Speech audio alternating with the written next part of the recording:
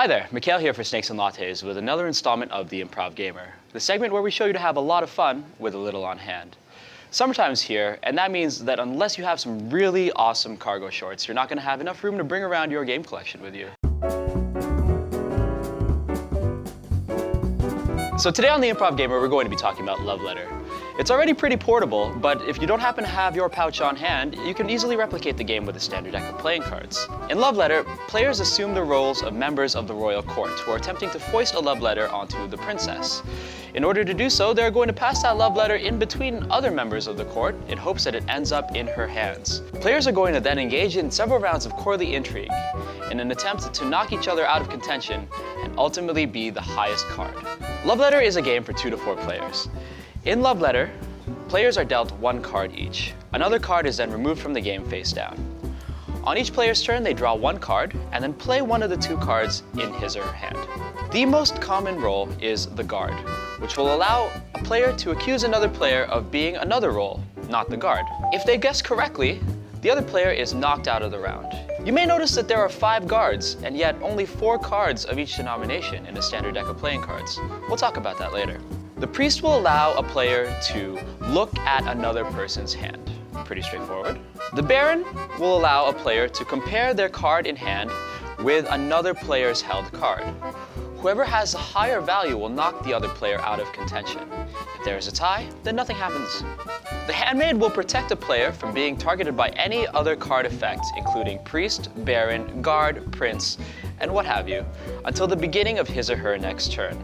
If there are only 2 players left in the round, the other player's played card simply has no effect. The prince will allow a player to choose another player, or even themselves.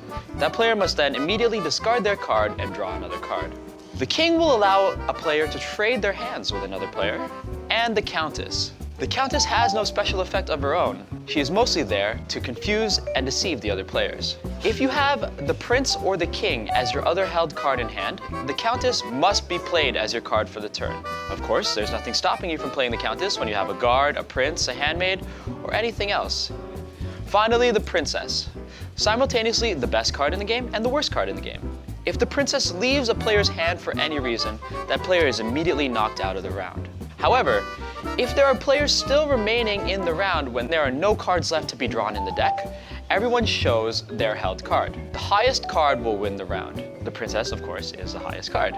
With a standard deck of playing cards, the cards you use will be affected by whether or not your group is familiar with Love Letter. If your group is intimately familiar with Love Letter and knows the ins and outs and foibles of the game, then I recommend using the cards Ace through 8. If your group has not had the pleasure of playing this awesome game, then maybe you want to use the face cards because it adds a little bit of prettiness and thematic value, of course, depending on your deck of playing cards that you're using. The primary concern is that there are 5 guards, but only 4 cards that can represent a guard. In this case, you can do one of 2 things. 1, incorporate another card, like the Joker, and use it to represent the 5th guard.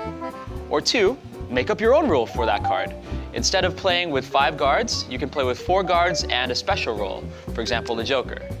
I might suggest letting the Joker switch their other card in hand with the face-down card that was removed at the beginning of the game.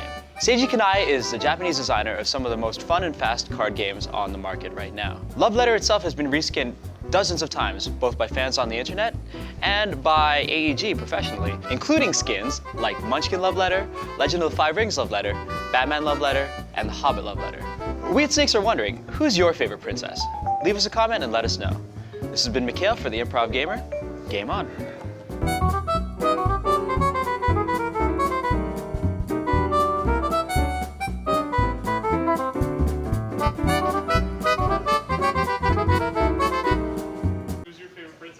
My favorite princess is the one with glasses, because she's incredibly kawaii.